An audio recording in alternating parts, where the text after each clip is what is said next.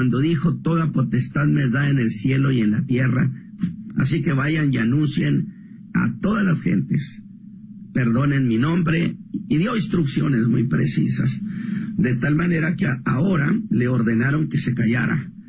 Por supuesto que Pablo no lo hizo, pero había un segundo grupo que ese iba detrás de Pablo. No iban levantando obra entre los gentiles, no.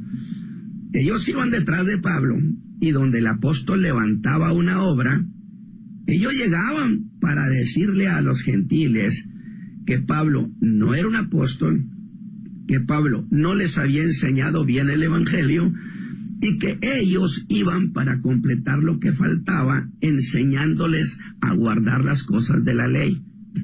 Este era el trabajo de los judaizantes, eternos parásitos. De tal manera que estos fueron un verdadero problema para el apóstol Pablo.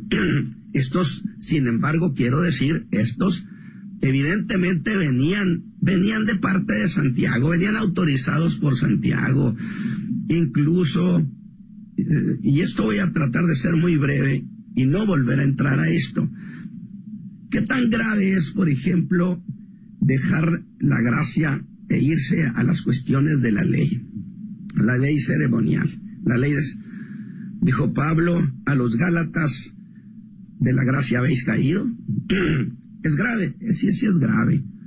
Tan grave así, fíjese bien, que cuando levantaron la obra en Antioquía y Pablo es traído por Bernabé a Antioquía, vinieron las gentes de Jerusalén y lo que hicieron fue desmentir o abrir controversia, diciéndoles a los hermanos gentiles que no eran salvos si no guardaban la ley. Y se levantó una contienda bastante grande, impresionante, a grado tal que entonces se hace una reunión entre la iglesia de Antioquía, el liderazgo, y la iglesia de Jerusalén, que yo no sé por qué le llaman concilio de Jerusalén, puesto que el concilio hubiera exigido que estuvieran todas las iglesias representadas, todas las iglesias del mundo.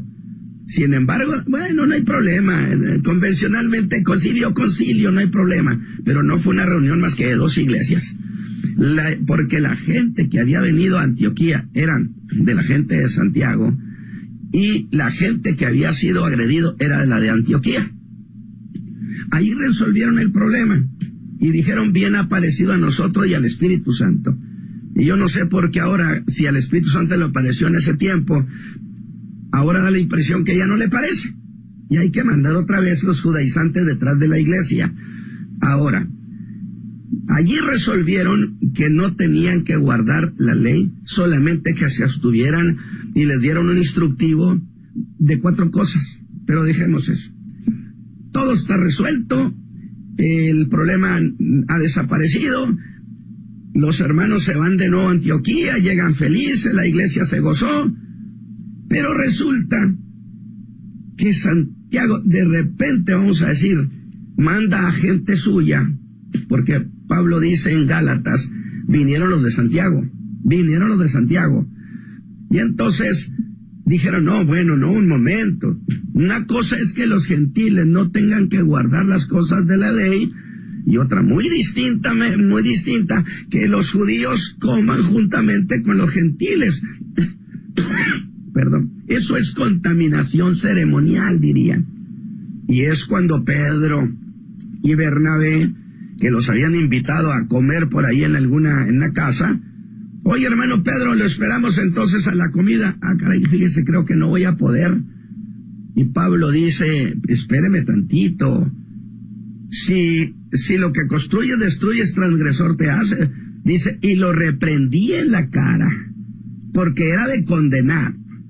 Fíjese nomás, era de condenar el que Pedro hubiera hecho lo que las gentes de Santiago estaban diciendo, que los judíos no tenían por qué comer con los gentiles, que allá los gentiles tuvieran su vida en Cristo, pero que aparte de los judíos.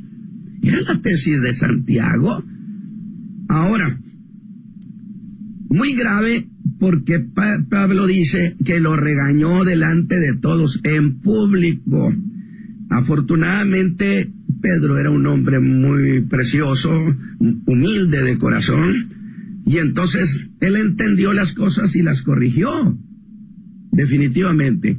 Entonces, por supuesto que abandonar la gracia para irse a las cuestiones de la ley, sí es cosa que tiene sus riesgos. Desde luego, yo le digo, no estoy diciendo, porque la pregunta específica de la hermana fue, ¿se pierde o no se pierde? Yo no puedo decir eso, mi hermana. ¿Por qué? Porque el hombre puede reconocer, si él reconoce esa desviación de la gracia a la ley, yo no veo ningún problema, y es más, yo tendría que asegurarme que él hubiera sido un hombre convertido. Tenemos tanto que hablar de este tema, mi hermanita, pero ahí vamos a dejar las cuestiones. Y ahora sí, yo quiero volver al tema que estábamos desarrollando, que era precisamente la doctrina del arrebatamiento. En 53 años, en el mes de marzo, hermano pastor Manisaí, cumplo 53 años de vida ministerial. 53. Y en 53 años de vida ministerial, yo no he escuchado a ningún predicador que hable de tres venidas. No, espéreme tantito.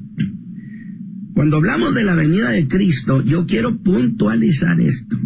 Cuando hablamos de la venida de Cristo, se refiere a que Cristo haya estado en la tierra.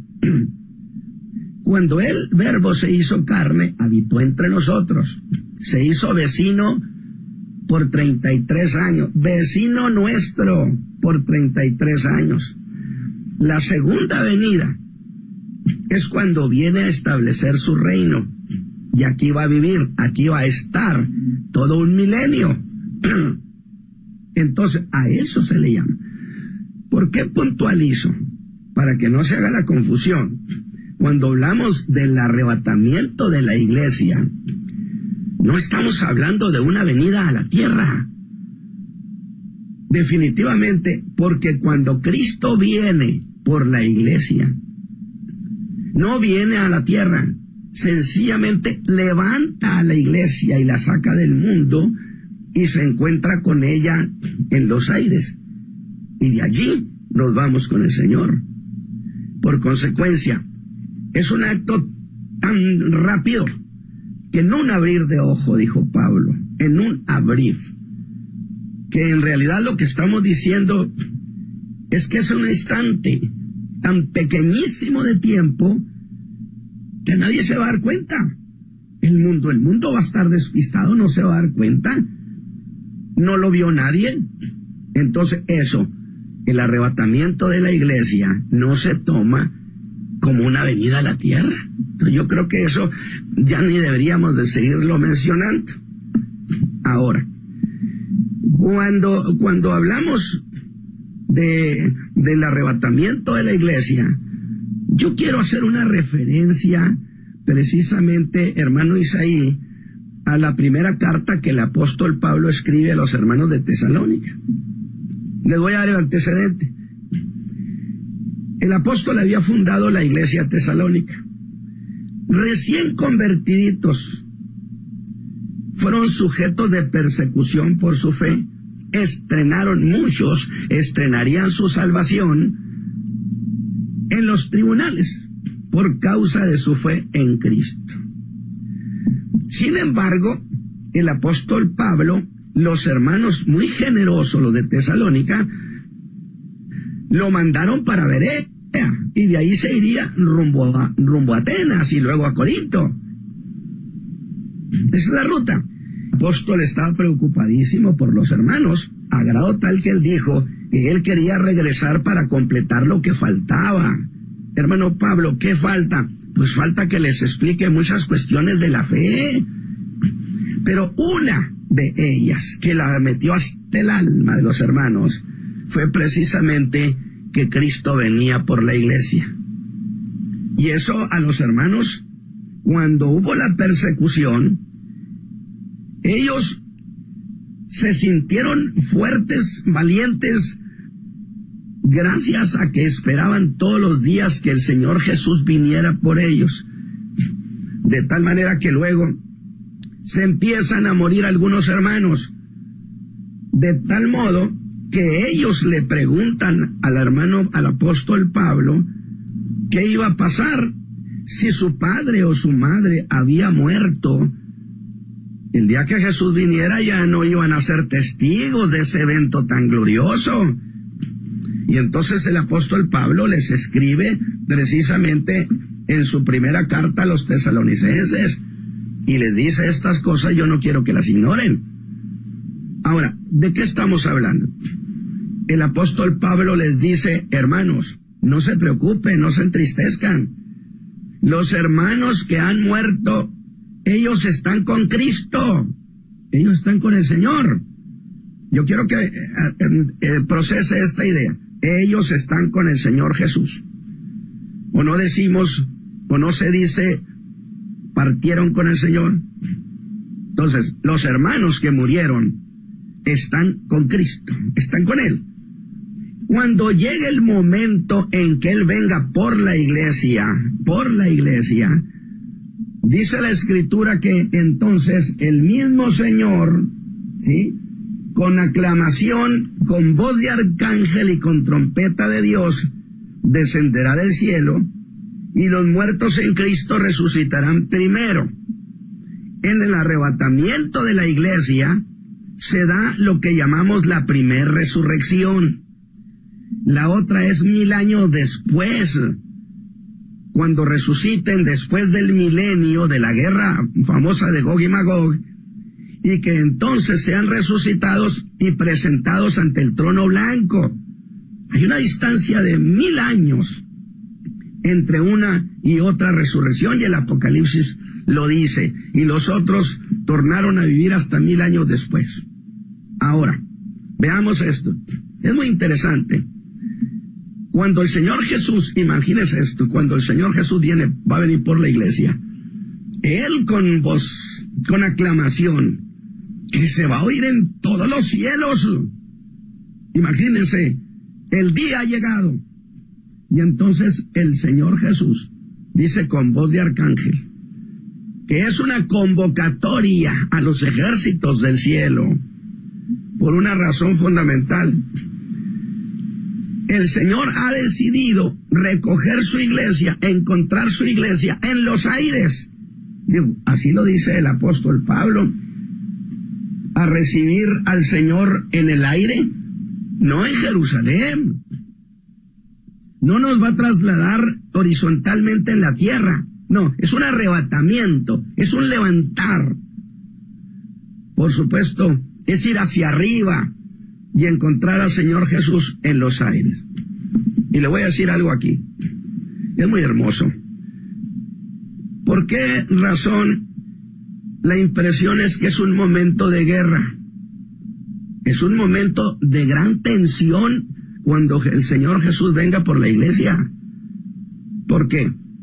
Porque ha decidido recoger su iglesia en los aires, que es justamente donde está poblado de potestades de maldad.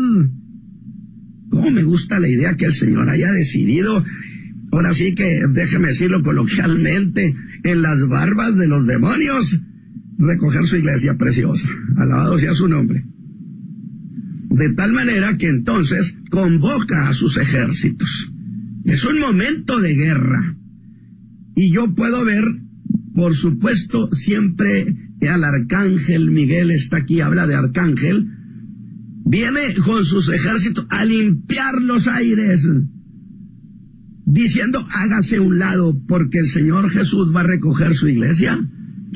Y entonces el Espíritu Santo, que se ha encargado de cuidar la iglesia, la levanta y se la entrega al Señor Jesús en los aires. Eso es preciosísimo.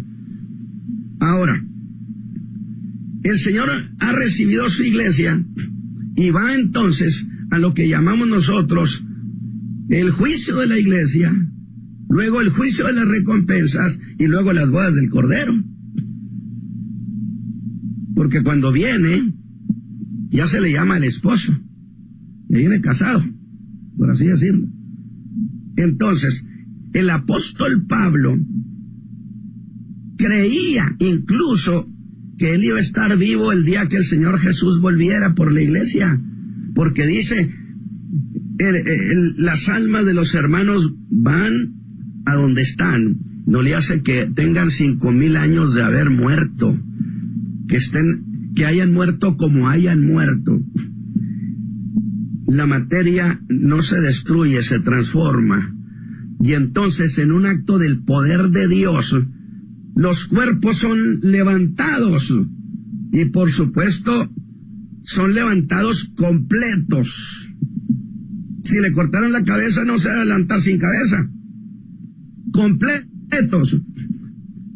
De tal manera entonces que Pablo dice que cuando los muertos en Cristo resuciten, luego nosotros, dice, los que vivimos, se está apuntando, porque él piensa que en esos días Jesús regresa. Fíjese bien, luego nosotros los que quedamos, ¿qué va a pasar con nosotros? Dice, seremos transformados, donde la transformación es el equivalente a muerte y resurrección, pero sin funeral. El Espíritu de Dios que levantó a los muertos y los transformó, de tal manera que desaparece la consanguineidad. Y escúcheme bien una cosa, un detalle relativo a esto. Esta carne y esta sangre no pueden entrar al reino de Dios. Allá arriba no pueden entrar. Y las promesas que nosotros tenemos, las tenemos allá, no en Jerusalén, las tenemos allá. ¿Cómo podríamos ir a tomar las promesas en el cielo si nuestra condición de carne y sangre nos impide entrar? Entonces ahí es justamente donde cobra sentido el que Jesús haya resucitado, y como Él se levantó entre los muertos, garantiza la resurrección de los creyentes, de tal manera que nuestros cuerpos ya transformados estarán capacitados ahora sí para entrar al reino de Dios, allá arriba, y recibir los bienes y la herencia que Él nos ha dado, que es una cosa preciosa. Pero el apóstol Pablo, creía, incluso lo dijo a los corintios, yo espero estar vestido, que es una referencia a espero no estar muerto, porque este cuerpo es mi vestido y no quiero ser encontrado desvestido. O sea, no quisiera ser encontrado en la tumba. Quisiera que el Señor viniera por nosotros. Cuando justamente la iglesia es levantada, dijimos, entonces empieza un tiempo de 7 años, conocida como la gran tribulación, como la tribulación, que no son 7 años de tribulación, son 3,5 de paz y 3,5 de tribulación. Ahora voy a hacer una aclaración. Si se dice que estamos ya en la gran tribulación, nada más que el problema es que la gran tribulación exige que esté el anticristo. Tribulación, que nos muestren dónde está el anticristo, porque yo no he sabido nada de él. Que por años se ha especulado que cuando Hitler, este es el anticristo. Se levanta otro, este es el anticristo. La especulación clásica de los creyentes. ¿Por qué? Porque anhelamos que vengan esos tiempos buenos con nosotros. Pero tenemos un fundamento, un principio que dije, en cuestiones de profecía no se puede ser dogmático. Que tenemos justamente esa idea de que cuando eso suceda, fíjese bien, el apóstol Pablo les dijo a los hermanos de Tesalónica, porque habían venido algunos a alborotarlos. Y yo pregunto, ¿qué provecho se saca la iglesia porque usted le esté diciendo que está en la gran tribulación? ¿Cuál es el provecho? Para la iglesia de Tesalónica, ellos estaban muy preocupados. ¿Por qué razón? Dice, porque les dijeron que el Espíritu, les dijeron que yo había escrito, les dijeron que yo decía que la venida del Señor estaba cerca, y ellos estaban muy mortificados. Oye, espéreme tantito. ¿Por qué iban a estar mortificados los hermanos de Tesalónica Si al contrario, incluso los escritores antiguos dicen que los hermanos todos los días levantaban sus ojos al cielo a ver si venía el Señor por ellos. Y entonces, ¿por qué iban a estar preocupados, hermanos? Porque Pablo está diciendo, preocupados porque les dijeron que la venida del Señor estaba cerca. Y entonces vuelvo a lo mismo, pero ¿por qué iban a estar preocupados? No, están preocupados porque Pablo les había explicado el arrebatamiento y la segunda venida de Cristo a establecerse a la tierra. De tal manera entonces que ellos debieron pensar, pues entonces el Señor Jesús no nos llevó con Él y estamos en la gran tribulación. Y esto sí me mortifica, dirían los hermanos. Pablo dice, un momento, no vendrá el Señor. Dos cosas, sin que antes venga la apostasía y se manifieste el hombre de pecado. Y cuando vemos la palabra manifestación, significa un hombre que se hace ver, que se da a conocer en público. Y entonces yo pregunto, hermano pastor, hermano Isaí, ¿dónde está ese hombre? Porque si está la gran tribulación, tiene que estar ese hombre. Y no vayamos a decir, bueno, es que mire, fulanito de tal tiene todas las características. No. Seamos muy formales y muy serios en estas cuestiones. Si Pablo dijo que tendrá que manifestarse antes que venga el Señor, pues entonces tiene que haber una manifestación pública, darse a conocer. Un hombre que tenga las características que el ángel le dijo a Daniel: astuto, entendido en dudas, entendido en cuestiones de la geopolítica, dije yo en el mensaje pasado. Que aparezca, imagínese un hombre que aparezca resolviendo los conflictos del Medio Oriente. Pues lógico que el mundo entero va a decir, este hombre es admirable. Este es el que debería de gobernar la tierra. Entonces, no tenemos todavía eso. Lo que yo dije el mensaje pasado es que hay 3 niveles. 1, la infraestructura, que Daniel la menciona en Daniel 11, donde se apodera de todas las riquezas, incluso dice que por interés repartirá la tierra. Y yo dije, pues a menos que se haya apoderado, no será vía las deudas externas como a Grecia, que le embargan sus islas. ¿Qué sé yo? No voy a entrar en ese tema, aunque lo conozco, no voy a entrar ahorita en ese tema. Es decir, tiene que haber una condición donde esté todas las riquezas del mundo y todos los bienes de sobrevivencia estén bajo la tutela de grandes consorcios, y eso ya está hecho. De tal manera que el anticristo disponga en una maniobra muy sutil y se apodere del dominio de esos recursos. Ahora sí, la infraestructura está creada y entonces viene la manifestación. El hombre se hace notorio en el mundo y en ese instante, por supuesto, el Señor levanta su iglesia y el tercer paso del anticristo es el gobierno. Se establece como un gobernante. La iglesia ya no está aquí. Por eso digo, si la iglesia está en la gran tribulación, por amor de Dios, preséntenos al anticristo. Díganos dónde está, quién es. Entonces, estas cuestiones, yo creo que es una especulación que daña mucho al pueblo de Dios. Yo en lo personal, yo creo en el arrebatamiento de la iglesia. Y lo voy a creer hasta el último día de mi vida. Son 53 años de fe que no voy a tirarla al bote de la basura. Esperamos que el Señor Jesús venga a esta tierra. Yo no sé si el hermano Isaí me está escuchando.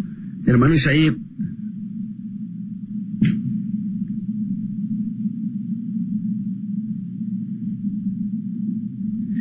bueno, parece que el hermano quiere que sigamos en esta cuestión. Entonces, yo creo que tenemos un panorama bíblico muy claro. Viene el arrebatamiento de la iglesia, empieza la semana última que falta en Daniel, de las 70 semanas. Media semana, hace pacto con el pueblo de Dios. Media semana, 3 años y medio, viene la persecución durísima con Israel. Y aquí voy a hacer una aclaración. El Espíritu Santo, cuando Jesús se fue, se encargó de la iglesia. Amén. Se encargó de la iglesia y la ha cuidado y habrá de entregarla al Señor Jesús. Pero el Espíritu Santo necesariamente ahora se viene a trabajar sobre el pueblo de Israel para crear una conciencia del Mesías. Estará trabajando en la incredulidad de esta gente que es tan cerrada, como no tiene una idea, cerradísima. Y el Espíritu Santo va a crear precisamente las condiciones para que se den esos 144,000 predicadores, hermano pastor, que se dé la predicación de esos 144,000, que son de las 12 tribus de Israel, durante la gran tribulación. Imagínense, ellos irán predicando el evangelio del reino, que no me lo confunda con el evangelio de la gracia, porque en esa confusión es donde se dan estas cosas. No hay que confundir lo que es el reino de los cielos con lo que es el reino de Dios. Lo dije, el reino de los cielos se va a instalar, no se ha instalado, mientras que el reino de Dios está instalado eternamente. Evidentemente, por la misma lógica, no es la misma cosa. De tal manera, entonces, que el reino de los cielos corresponde justamente a la instalación del reino de Cristo, del Hijo de David. Ahora, fíjense bien. Es muy interesante que estas cuestiones no tienen nada que ver con la iglesia. Cuando Jesús se fue al cielo del Monte de las Olivas, los discípulos, cuando Él les habló del derramamiento del Espíritu Santo, los discípulos se emocionaron, como judíos, y le dijeron, ¿entonces vas a restablecer el reino de Israel en estos días? ¿Por qué hicieron esa pregunta? Pues porque la doctrina judía era que habiendo el derramamiento que Joel mencionó, en esos días se establecería el reino de David, el reino de los cielos. Y entonces preguntaron, ¿entonces en estos días tú vas a restaurar el reino?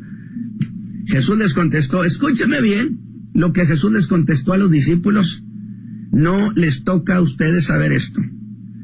Y entonces yo diría, Señor, pero yo soy judío, yo soy hijo de Israel, por supuesto que debo saber, me interesa, me conviene.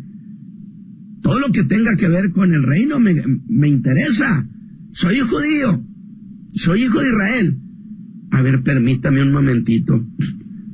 A ustedes no les toca. ¿Por qué razón? No estamos hablando en tiempo, estamos hablando en derecho de preguntar eso. Porque ellos ya eran la iglesia. Y en la iglesia no hay judío ni gentil. ¿Qué le parece? Por consecuencia, no les toca a ustedes. Ustedes son iglesia. Y aquí en la iglesia, no me vengan cargando el expediente de judíos y los gentiles cargan el expediente de gentil. Aquí no hay judío ni gentil. Por consecuencia, el restablecimiento del reino de Israel no es cosa que a ustedes les incumba como iglesia. Digo, hay demasiadas cosas como para analizar, como para ver, por supuesto. Entonces, el reino en la gran tribulación, fíjese, cuando esté en su apogeo el anticristo, estos 144,000 andarán predicando. Ahora, ¿qué van a predicar? ¿Lo que predicaba Juan? ¿Qué predicaba Juan? Señores, el reino de los cielos se ha acercado. ¿Ese es el evangelio del reino? El evangelio del reino no era arrepiéntanse para que tengan un nuevo nacimiento. No. El evangelio del reino predicaba estas cuestiones. El reino de los cielos está cerca, el rey está cerca. Arrepiéntanse porque tienen que subordinarse a su señorío. Ahora, imagínense a los 144,000 predicando semejante cosa cuando el anticristo esté en su apogeo. Por supuesto que muchos habrán de morir, porque se va a echar encima el anticristo. Y esos no andan predicando el evangelio. Por eso he dicho, cuando interpretan Mateo 24 como si fuera la iglesia, cometemos la equivocación. Por supuesto, Mateo 24 y 25 le corresponden asuntos de Israel nada más, exclusivamente. Cuando este evangelio del reino sea predicado, no está diciendo este evangelio de la gracia, este evangelio del reino sea predicado a todas las naciones, entonces vendrá el fin. ¿El fin de qué? ¿El fin del mundo? No, el fin del tiempo, fíjese bien, el fin del tiempo de los gentiles, donde el tiempo de los gentiles se refiere a todos esos tiempos en que los gobiernos han dominado sobre Israel. Todo el tiempo que Israel, desde Sedequías, no tiene rey propio, a eso se le conoce como el tiempo de los gentiles. Mientras que al tiempo de la gracia y de la salvación al mundo gentil se le conoce como la plenitud de los gentiles. Son términos distintos. Hermanos, yo no sé, pero creo que el tiempo pues prácticamente casi se ha ido. Y hermano Isaí, pues yo sí quisiera que en su momento hubiéramos tenido oportunidad de abrir las llamadas a los hermanos, definitivamente. Pero yo creo que hemos mencionado cuestiones que definen esto de manera muy completa. El arrebatamiento es un suceso histórico que va a significar que la iglesia sea sacada del mundo para encontrarse con el Señor en el aire. El Señor Jesús no viene a la tierra, por lo tanto no se puede llamar venida a la tierra. Sigue habiendo primera venida, segunda venida y el arrebatamiento de la iglesia, que no viene a la tierra, sino viene a los aires, levanta a su pueblo y se va a la casa de su Padre. Hermano Isaí, que Dios me lo bendiga. Gracias, pastor, una vez más por esta enseñanza el día de hoy. Estamos en la ciudad de Winston-Salem transmitiendo en vivo. Agradecemos su paciencia, ya que el día de hoy no pudimos recibir llamadas, pero la enseñanza se manifestó a través de los aires este día viernes. El lunes ya estaremos de nuevo a la misma hora de 9 a 10 de la mañana, incluyendo los miércoles y los viernes. Pastor, muy amable, gracias, Dios me le bendiga, gracias por su tiempo, le agradecemos y pedimos disculpas. Quisiéramos haber recibido llamadas el día de hoy, pero debido a que no pudimos y entramos un poquito tarde, pero sin embargo, gracias por esa explicación válida y fuerte. Le agradecemos bastante por este tiempo que usted nos ha manifestado desde Monterrey, Nuevo León, México. A toda la audiencia, muy amable, gracias por esta paciencia. Y a usted que ha escuchado, y usted tiene una pregunta, y todo es tiempo, todo hay tiempo para el lunes, con mucho gusto de 9 a 10 de la mañana. Gracias, pastor, Dios me le bendiga por este tiempo que nos ha manifestado. Bueno, continuamos nosotros aquí desde la ciudad de Winston-Salem. Nuestro teléfono en el estudio es el área 336-970-5892. Ya viene el pastor Denny Rodríguez con este programa que sale todos los días de lunes a viernes, también de 10 a 11 de la mañana, Palabras de Vida Eterna. Agradecemos su fiel sintonía. Bendiciones. Les saluda el pastor Isaí Ramos en esta mañana, transmitiendo desde la ciudad de Winston-Salem.